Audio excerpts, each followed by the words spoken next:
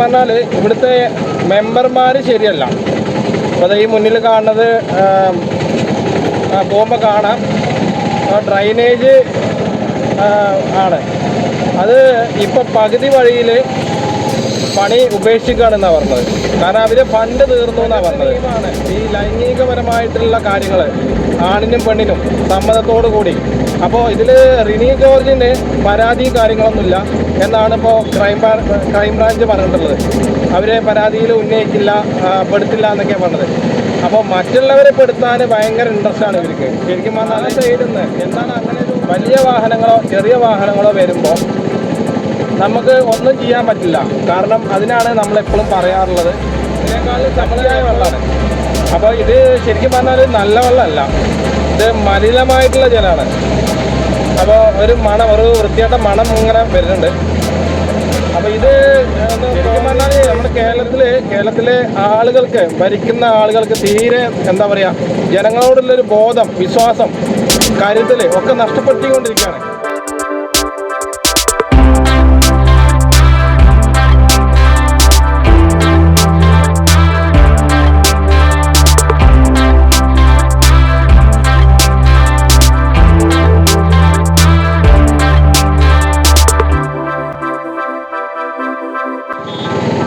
എനിക്ക് വേറെ ഒരു കാര്യം പറയാനുള്ളത്, നമ്മുടെ പ്രിയപ്പെട്ട പ്രേക്ഷകരോട്, വലിയ വാഹനങ്ങളെ നിങ്ങൾ ഓവർടേക്ക് ചെയ്യുമ്പോൾ തീർച്ചയായിട്ടും ഹോണ് അടിച്ചിട്ട് പോകണം. കാരണം ആ സൈഡിൽ നിന്ന് വലിയ വാഹനങ്ങളോ ചെറിയ വാഹനങ്ങളോ വരുമ്പോൾ നമുക്ക് ഒന്നും ചെയ്യാൻ പറ്റില്ല. കാരണം അതിനാണ് നമ്മളെപ്പോഴും പറയാറുള്ളത്, നമ്മൾ എപ്പോഴും ഒരു അകലം പാലിച്ച് പോകണം എന്നുള്ളത്. ഇല്ലെങ്കിൽ നമുക്ക് പണി എന്തായാലും കിട്ടും അവിടെ. പിന്നെ നമ്മൾ എന്ത് ന്യായീകരിക്കാൻ പോയിട്ടും ഒരു കാര്യമല്ല. അപ്പോൾ നിങ്ങൾ പരമാവധി ഈ വളവുകളിൽ ഓവർടേക്ക് ചെയ്യാതിരിക്കുക, ശ്രദ്ധിച്ച് വാഹനം ഓടിക്കുക എന്നൊക്കെയാണ് എനിക്ക് പറയാനുള്ളത്. സാഹചര്യങ്ങൾ എങ്ങനെയാണോ അതിനനുസരിച്ചിട്ട് നിങ്ങൾ ഡ്രൈവിംഗ് ചെയ്യണം.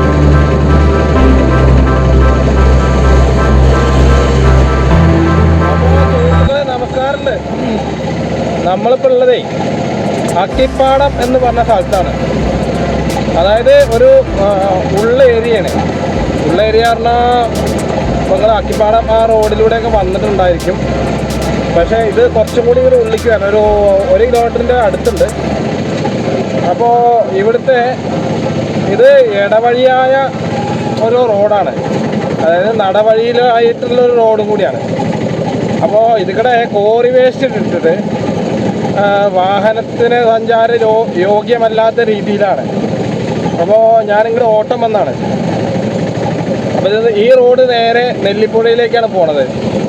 നെല്ലിപ്പുഴ ആ റോഡിൻ്റെ ഭാഗം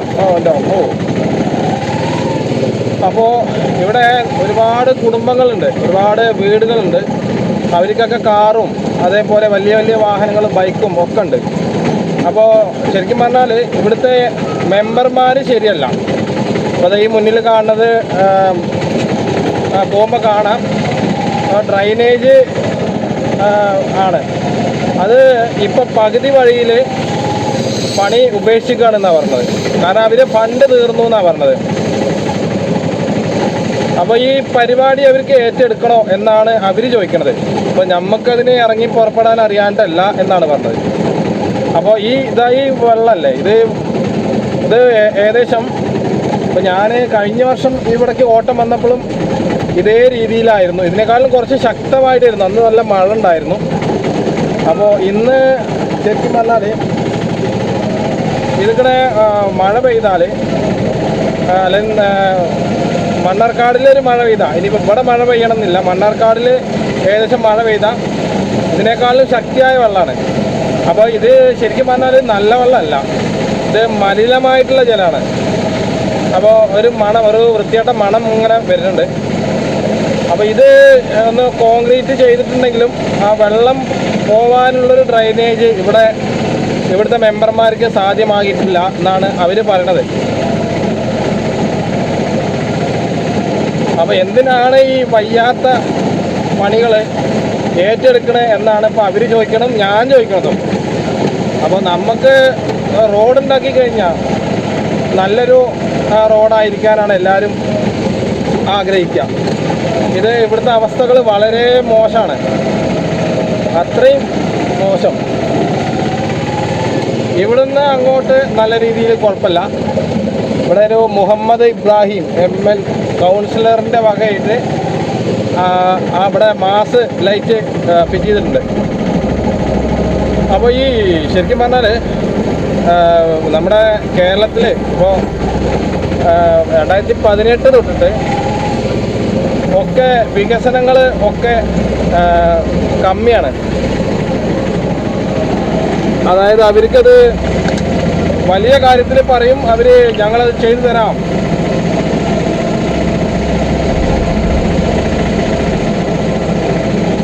പക്ഷെ അവരും ചെയ്യില്ല. ചെയ്യാൻ അനുവദിക്കുന്ന ആൾക്കാരെയും കൂടി അവർ തല്ലിയിട്ടും കുത്തിയിട്ടും മാന്തിയിട്ടും ഒക്കെ ഉള്ള ആൾക്കാരാണ് അവർ. ശരിക്കും പറഞ്ഞാൽ ഇത് നേരെ എത്തുന്നത് നമ്മുടെ തെങ്കര ആനക്കട്ടി റോട്ടിലേക്കാണ്. അപ്പോൾ ഇവിടെയുള്ള ഗ്രാമ നിവാസികൾക്ക് എനിക്ക് പറയാനുള്ളത്, ഇനി നിങ്ങൾക്ക് ആർക്കാണോ വോട്ട് ചെയ്യാൻ ഉദ്ദേശിക്കുന്നത് അവർക്ക് നിങ്ങൾ വോട്ട് ചെയ്യരുത്. കാരണം ഇതേ അവസ്ഥയാണ് ഇനി അടുത്ത ഇതിലുണ്ടാവുക. നമ്മളങ്ങനെ ആനക്കട്ടി തെങ്കര റോഡിൽ. അപ്പോൾ ഇവിടുത്തെ കാര്യം പിന്നെ നമ്മൾ പ്രത്യേകിച്ച് പറയണ്ടെന്ന് കരുതണം. ഒരു കാര്യമല്ല. ഇപ്പോൾ MLA സംസുദ്ദീൻ സാറ് പറഞ്ഞത് ഈ തെങ്കര ആനക്കട്ടി റോഡ് കരാറെടുത്ത കരാറുകാരൻ്റെ നെറുകേടാണ് എന്നൊക്കെയാണ് പറഞ്ഞത്. അവർക്ക് അങ്ങനെ പറഞ്ഞ് ഒഴിഞ്ഞു മാറാം. കരാറുകാരനെ പറ്റിയിട്ട് പറയാം, ആരെ പറ്റിയിട്ട് വേണമെന്ന് പറയാം, ഒഴിഞ്ഞു മാറാം. പക്ഷേ ഇതിലൂടെ ഒരുപാട് വാഹനങ്ങൾ, സ്കൂൾ വാഹനങ്ങൾ, ഇപ്പോൾ നമുക്കൊക്കെ കാണുന്ന കാഴ്ചകൾ തന്നെയാണ്. എന്നിരുന്നാലും ഇപ്പോൾ കാഞ്ഞിരപ്പുഴ ചെറക്കൽപ്പടി റോഡിൻ്റെ കാര്യം എങ്ങനെയായിരുന്നു എന്നുള്ളത് നിങ്ങൾക്ക് മനസ്സിലാക്കാൻ കഴിയും. കാരണം ആ റോഡ് ബ്ലോക്ക് ചെയ്യേണ്ടായി. കാരണം അതുകടെ വാഹന യോഗ്യമില്ലാത്തതുകൊണ്ട് ഈ റോഡ് ഞങ്ങൾ ബ്ലോക്ക് ചെയ്യാന്നുള്ള അവിടുത്തെ പ്രദേശ നിവാസികൾ പറഞ്ഞിട്ടാണ് പിന്നെ അത് പണി പുതിയതായിട്ട് വന്നത്. അപ്പോൾ അതേപോലെ ഇവിടെ ബ്ലോക്ക് ചെയ്യാൻ ആരും ഇല്ലേ എന്നാണ് ഇപ്പോൾ ചോദ്യം. ഇപ്പോൾ സ്കൂൾ കുട്ടികളെ കയറ്റിയിട്ട് സ്കൂൾ ബസ്സുകളും അതേപോലെ പ്രൈവറ്റ് ബസ്സുകാരും ഒക്കെ പോണ ഒരു റോഡാണിത്. ഈ റോഡിൻ്റെ ഒരു അവസ്ഥ നിങ്ങൾക്ക് എങ്ങനെ എത്രത്തോളം ഉണ്ടാവും മനസ്സിലാക്കാൻ കഴിയും എന്ന് അറിയില്ല. അപ്പോൾ മുഹമ്മദ് റിയാസ് എന്ന് പറയുന്ന പൊതുമരാമത്ത് വകുപ്പിലെ മന്ത്രി അറിയാൻ വേണ്ടിയിട്ടും കൂടിയാണ്. നിങ്ങൾക്ക് കുറച്ചൊക്കെ ഒരു ബുദ്ധി ഉണ്ടെങ്കിൽ നിങ്ങൾ ആ സ്ഥാനം ഒഴിയണം എന്നാണ് പറഞ്ഞത്. കാരണം കേരളത്തിൽ നല്ല ഒരു റോഡില്ല. കേരളത്തിൽ ആകെ ഉള്ളത് നല്ല തള്ളുകൾ മാത്രമാണ്. ഈ തള്ളുകൊണ്ട് തള്ളു കേട്ടിട്ട് ജനങ്ങൾ മടുത്തു എന്ന് പറയാം, വെറുത്തു എന്നും കൂടി പറയാം. പറയുമ്പോൾ കുറച്ചും കൂടി അധികം കൂട്ടി പറയണം, പക്ഷെ അത് പറയാൻ പറ്റില്ല. ഇപ്പോൾ ഒരു ആംബുലൻസൊക്കെ ഇതിൽക്കൂടെ വന്നു കഴിഞ്ഞാൽ രോഗിയെ കൊണ്ടുപോകുന്ന ആംബുലൻസ് നേരെ മോർച്ചറിക്ക് കൊണ്ടുപോകേണ്ട അവസ്ഥയാണ് ഈ റോഡിൻ്റെ അവസ്ഥ. അതിപ്പോൾ ഈ ഭാഗം മാത്രമല്ല കേട്ടോ, ആനക്കട്ടി വരുന്നുണ്ട് എന്നാണ് പറയണത്. അവിടുത്തെ പരിപാടിയൊന്നും തീർത്ത് കൊടുക്കാൻ കഴിഞ്ഞിട്ടില്ല. എന്തൊരു കേരളം. അതേപോലെ മുഹമ്മദ് റിയാസ് ഫറോക്ക് പാലത്തിൻ്റെ റീൽസിലാണ്. ഒരു കുറച്ചൊക്കെ ഒരു ഉളുപ്പുണ്ടോയെന്നാണ് ചിന്തിക്കും. ഉളുപ്പ് അല്ല, ഒന്നും ഉണ്ടായിട്ടുമല്ല, കുറച്ചൊക്കെ ഒരു ഉളുപ്പ്. അതാ ഇവിടെ KSRTC ബസ് സ്റ്റാൻഡിലേക്ക് തിരിയണ ഭാഗത്ത് കുറേ നാട്ടുകാർ കൊടുത്തിട്ടായിരിക്കാൻ ചാൻസ് ഉണ്ട്. കോറി വേസ്റ്റും അതേപോലെ മണ്ണും കട്ടയും ഒക്കെ പാടെ കൊടുത്തിട്ടാണ്. കാരണം എത്രയോ വാഹനങ്ങൾ, എത്രയോ ബസ്സുകൾ ഇവിടെ പാർക്കിംഗ് ചെയ്യുന്നതാണ്. അപ്പോൾ അവർക്കൊരു എന്താ പറയുക, ഒരു അപ്പോൾ ഇതൊക്കെ കുറച്ച് എന്താണ് ഒരു അരി ഭക്ഷണം കഴിക്കുന്ന ഏതൊരാൾക്കും ചിന്തിക്കാൻ പറ്റുന്ന കാര്യം തന്നെയാണ്. നിങ്ങളൊക്കെ എന്തിനാണ് പിന്നെ ഈ ഇതിൽ വന്നതെന്നാണ് അറിയാത്തത്. അപ്പോൾ വിവാദമായൊരു പ്രശ്നം എന്താണെന്ന് വെച്ച് കഴിഞ്ഞാൽ, ഇന്ന് എറണാകുളത്ത് വെച്ചിട്ട് ഒരു MLAയും ഒരു CPM വനിതാ നേതാവിനെയും വേറെന്തോ കേസിൽ പിടികൂടി എന്നാണ് കേൾക്കാൻ കഴിയുന്നത്. പക്ഷേ അത് വാർത്താ മാധ്യമങ്ങളൊന്നും കണ്ടില്ല കേട്ടോ, ഒരു ചാനലിലും അത് കണ്ടില്ല. നമ്മളിപ്പോൾ അവർക്ക് വാർത്ത ഇടണം എന്നല്ല പറയണത്, അതെന്തുകൊണ്ടാണ് ഇടാത്തത് എന്ന് വെച്ച് കഴിഞ്ഞാൽ ഇവരൊക്കെ അവരെ വാലാട്ടി പട്ടികളാണ്, മാപ്രക്കാർ. അത് ഒന്നാമത്തെ മരമുറി റിപ്പോർട്ടർ,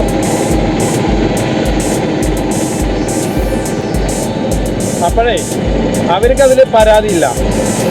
പരാതിയില്ലാത്തോടത്തോളം കാലം അവർ ന്യൂസുകാർ അതിനെപ്പറ്റി പറയില്ല. കാരണം രാഹുലോ അല്ലെ വി ഡി സതീശനോ അല്ലെ ഷാഫി പറമ്പിലോ അല്ലെ നമ്മുടെ MLA സംസുദീനോ അങ്ങനെ കോൺഗ്രസിലുള്ള BJPയിലുള്ള ഏതെങ്കിലും ഒരു പാർട്ടിക്കാർ ഇതുപോലുള്ള വേണ്ടാവൃത്തി കോപ്രായങ്ങൾ ചെയ്തു കഴിഞ്ഞാൽ അവർ വെറുതെ വിടില്ല. കാരണം അവർ പറഞ്ഞുകൊണ്ടേയിരിക്കും. അവർ ഇപ്പോൾ രാഹുലിനെ കുറിച്ചിട്ട് ഒരു മാസത്തോളാണ് അവർ ചർച്ച ചെയ്തത്, അന്തിചർച്ചകൾ. രാവിലെ തുറന്ന രാഹുൽ മാങ്കൂട്ടം എന്ന് മാത്രമേ ഉണ്ടായിരുന്നുള്ളൂ. അപ്പോൾ ഇതൊക്കെ ഭക്ഷണം കഴിക്കുന്ന ആൾക്കാർക്ക് അറിയാം. ഇന്നിപ്പോൾ നടന്നത് സത്യമാണോ, നേരാണോ, നുണയാണോ, ശരിയാണോ, തെറ്റാണോ ഒന്നും നമുക്കറിയില്ല. പക്ഷെ എന്നിരുന്നാലും അങ്ങനെ ഒരു സംഭവം ഉണ്ടായിട്ടുണ്ട്. അല്ലാതെ ഇപ്പോൾ അതിൻ്റെ ആൾ വന്നിട്ട് സംസാരിക്കില്ല, പാർട്ടിയുടെ സെക്രട്ടറി വന്നിട്ട് ഒരിക്കലും സംസാരിക്കില്ല. അങ്ങനെ ശരിക്കും പറഞ്ഞാൽ നമ്മുടെ കേരളത്തിലെ ആളുകൾക്ക്, ഭരിക്കുന്ന ആളുകൾക്ക് തീരെ എന്താ പറയുക, ജനങ്ങളോടുള്ളൊരു ബോധം, വിശ്വാസം, കരുതൽ ഒക്കെ നഷ്ടപ്പെടുത്തിക്കൊണ്ടിരിക്കുകയാണ്. കാരണം അവർ ചെയ്ത തെറ്റിനെ തന്നെ അവർ തന്നെ ന്യായീകരിക്കുക. ഇപ്പം ഇന്ന് അതിനെക്കുറിച്ചിട്ടുള്ള കമൻറ്റുകൾ വന്നിട്ടുണ്ടായിരുന്നു. അതായത് കൂടുതൽ പേരും ഞങ്ങൾ ടീച്ചറോടൊപ്പം ഉണ്ട് എന്നാണ് പറയുന്നത്. അതായിക്കോട്ടെ, സമ്മതിച്ചു. അത് മുകേഷിൻ്റെ കാര്യത്തിലും ബാക്കിയുള്ള 2-3 ആൾക്കാരത്തില്ല, അവരുടെ കാര്യത്തിലൊക്കെ നിങ്ങൾ ഈ ശുഷ്കാന്തി കാണിക്കണം എന്നാണ് ഞാൻ പറഞ്ഞത്. കാരണം തെറ്റ് ചെയ്താൽ ഈ ലോകത്ത് ശിക്ഷിക്കപ്പെടണം, അതാണ് നിയമം. അപ്പോൾ വേറൊരു കാര്യം കൂടിയുണ്ട് നമുക്കിപ്പോൾ പറയാനുള്ളത്. അതായത് പിന്നെ പ്രകൃതി നിയമമാണ് ഈ ലൈംഗികപരമായിട്ടുള്ള കാര്യങ്ങൾ ആണിനും പെണ്ണിനും സമ്മതത്തോടു കൂടി. അപ്പോൾ ഇതിൽ റിനി ജോർജിന് പരാതി കാര്യങ്ങളൊന്നുമില്ല എന്നാണ് ഇപ്പോൾ ക്രൈംബ്രാഞ്ച് പറഞ്ഞിട്ടുള്ളത്. അവരെ പരാതിയിൽ ഉന്നയിക്കില്ല, പെടുത്തില്ല എന്നൊക്കെയാണ് പറഞ്ഞത്. അപ്പോൾ മറ്റുള്ളവരെ പെടുത്താൻ ഭയങ്കര ഇൻട്രസ്റ്റാണ് ഇവർക്ക്. ശരിക്കും പറഞ്ഞാൽ എന്താണ് അങ്ങനെ ഒരു 2 വിഭാഗത്തിലുള്ള ചിന്തകൾ എന്നാണ് ഞാൻ പറയുന്നതും ചോദിക്കുന്നതും. നമ്മുടെ മലയാളി ജനങ്ങളൊക്കെ പറയണതും ചോദിക്കുന്ന ആൾക്കാർ തന്നെ. എന്താണ് അങ്ങനെ ഒരു സ്വഭാവം?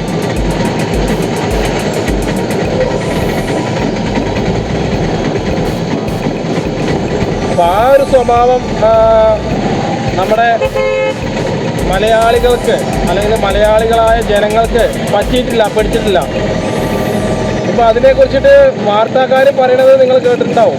കാരണം അവരത് തെറ്റന്നെ ചെയ്തിട്ടില്ല, അവരങ്ങനെ പോയിട്ടില്ല. പക്ഷേ മറ്റുള്ള പിന്നെ വാർത്താക്കാരല്ലാത്ത ഔട്ടറായിട്ടുള്ള ചാനലുകളുണ്ട് യൂട്യൂബിൽ, ഫേസ്ബുക്കിൽ. അപ്പോൾ അവർ പറയണത് ഭർത്താവ് ഉച്ചയ്ക്ക് വന്നപ്പോൾ ഭാര്യയെ വിളിച്ചു, കഥകിൽ കുറേ നേരം മുട്ടി ബെല്ലടിച്ചു, എന്നിട്ടും അരമണിക്കൂർ നേരം കഴിഞ്ഞിട്ടും വാതിൽ തുറക്കില്ല. അപ്പോൾ ആളായാലും പരിഭ്രാന്തി ഉണ്ടാവും. കാരണം വീട് പൂട്ടി കിടന്നിട്ട് അതിൻ്റെ ഉള്ളിൽ നിന്ന് ആരും വരാത്തൊരു രീതിയിലാണെങ്കിൽ നമുക്ക് നല്ല ആർക്കായാലും ഉണ്ടാവും. അപ്പോൾ പെട്ടെന്ന് അദ്ദേഹം ചെയ്തത് അയൽവക്കത്തുള്ള ആൾക്കാരെ വിളിച്ചു വരുത്തിയിട്ട് നോക്കേണ്ടത്. അത്രയും സമയം, ഏകദേശം ഒരു അരമണിക്കൂർ 3/4 മണിക്കൂർ ആയിട്ടുണ്ടാവുമെന്നാണ് അവിടെ വാർത്ത കൊടുക്കുന്ന ആൾക്കാർ പറഞ്ഞത്. നമുക്കറിയോ ഇല്ല എന്നല്ല. ഇപ്പം അതിൻ്റെ ശരിക്കുള്ള വിശദമായ വിവരങ്ങൾ എന്തായാലും പുറത്ത് വരാതിരിക്കില്ല. കാരണം അത് പുറത്ത് കൊണ്ടുവരാൻ ശ്രമിക്കും. കാരണം ഇത്രയും രാഹുലിനെ തേജോവധം ചെയ്തിട്ട് അങ്ങനെ ഇല്ലാത്ത കാര്യമാണെന്ന് ഒരിക്കലും പറയില്ല. അപ്പോൾ ഈ ആൾക്കാരെ വിളിച്ചു കൂട്ടിയപ്പോഴാണ് അതിൻ്റെ ഉള്ളിൽ നിന്ന് ഭാര്യ, ഈ പറയുന്ന ആളുടെ ഭാര്യ ഭയങ്കര ടെൻഷനായിട്ട് വന്നത്, വേർത്ത് കുളിച്ചിട്ട് വന്നതെന്ന് പറയുന്നത്. അപ്പോൾ തൊട്ടരികിൽ തന്നെ ഈ MLA എന്ന് പറയുന്ന പാർട്ടിയുടെ ആൾ ഉണ്ടായിരുന്നു എന്നാണ് പറയുന്നത്.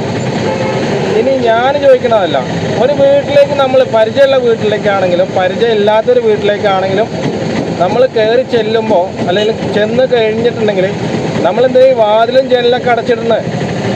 അത് ആരുമില്ലാത്ത നേരത്ത്, ഇനിയിപ്പോൾ ആരുമില്ലാത്തൊരു നേരം തന്നെയാണെങ്കിലും അവിടെ വാതിലുകളും ജനലുകളും അടച്ചിട്ട് എന്താണ് അതിൻ്റെ ഉദ്ദേശം? അപ്പോൾ ഇവിടെ പൊട്ടന്മാരായ ജനങ്ങളല്ല നമ്മളെ മലയാളികൾ. അപ്പോൾ അതും കൂടി ഒന്ന് ചിന്തിക്കണം. എന്നിട്ട് ഇത്രയും ന്യായീകരിക്കണം എന്നുണ്ടെങ്കിൽ അതിൽ ശരിക്കും പറഞ്ഞാൽ ഈ ഉളുപ്പും നാണമാനല്ല എന്നാണ് അതിന് മനസ്സിലാക്കേണ്ട ഒരു കാര്യം. എന്തോ അല്ലേ, എങ്ങനെയൊക്കെ ജീവിച്ചു പോകണമെന്ന് അറിയാം. നമ്മൾ തന്നെ എങ്ങനെയൊക്കെ ഇതൊക്കെ കേട്ടിട്ട് എങ്ങനെയൊക്കെ നമ്മൾ ജീവിച്ച് പോകുന്നുണ്ട്. ഇങ്ങനെ പോയിട്ട് എന്താണ് പ്രയോജനം എന്നാണ് ശരിക്കും ചിന്തിച്ചുകൊണ്ടിരിക്കുന്നത്. എന്തോ ഒരർത്ഥമില്ലാത്ത ജീവിതമാണ് ഇപ്പോൾ എല്ലാവരെയും. കാരണം രാവിലെ തൊട്ട് ഈ മാപ്രാക്കാർക്ക് ഇതന്നെ പണി. അവർ പാർട്ടി ചെയ്തതൊന്നും അവർ പറയുന്നില്ല. മറ്റുള്ള പാർട്ടിക്കാർ എന്ത് ചെയ്തോ അതിനെക്കുറിച്ചിട്ട് മാത്രമാണ് ഇവർ പറയണത്. എന്തൊക്കെയാണ് നടക്കുന്നത് നമ്മുടെ കേരളത്തിൽ. അപ്പോൾ നമ്മളിപ്പോൾ ഒരു പാർട്ടിയുടെ കാര്യത്തിലോ പാർട്ടിയുടെ രീതിയിലോ അല്ല സംസാരിക്കുന്നത്. നമ്മൾ ശരിക്കൊരു പച്ചയായിട്ടുള്ള കാര്യമാണ് പറഞ്ഞത്. അതിൽ സത്യം ഉണ്ടാവും, ചിലപ്പോൾ അതിൽ സത്യമില്ലായിരിക്കാം. എന്നാലും അതിലൊരു ഉള്ളിലൊരു കഥയുണ്ട്. അത് അറിയാം, എല്ലാവരും അറിഞ്ഞിരിക്കണമല്ലോ.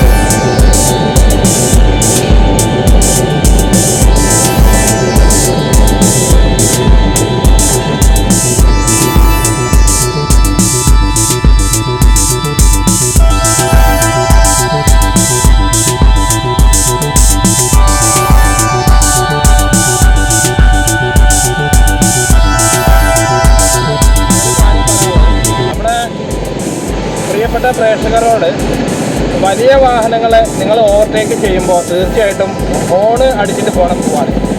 കാരണം ആ സൈഡിൽ നിന്ന് വലിയ വാഹനങ്ങളോ ചെറിയ വാഹനങ്ങളോ വരുമ്പോൾ നമുക്ക് ഒന്നും ചെയ്യാൻ പറ്റില്ല.